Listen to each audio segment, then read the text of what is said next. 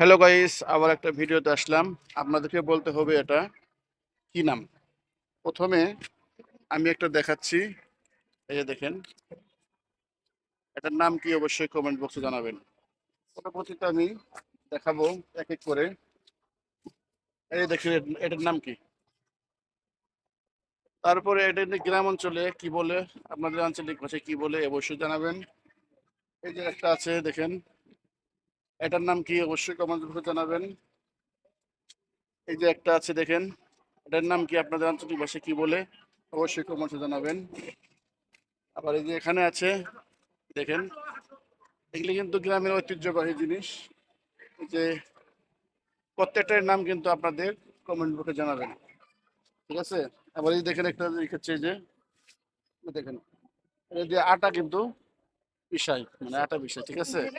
এটার নাম কি অবশ্যই কমেন্ট বক্সে জানাবেন। আর এটা তো আপনাকে দেখালাম। আর এই যে একটা আছে আপনার, এই যে দেখেন কি এটা, পোলো পোলো এটা ঠিক আছে। এটার নাম কিন্তু আপনারা অবশ্যই জানাবেন কমেন্ট বক্সে। আর ভিডিওটা কেমন লাগলো, যদি ভালো লাগে অবশ্যই লাইক কমেন্ট শেয়ার করতে ভুলবেন না।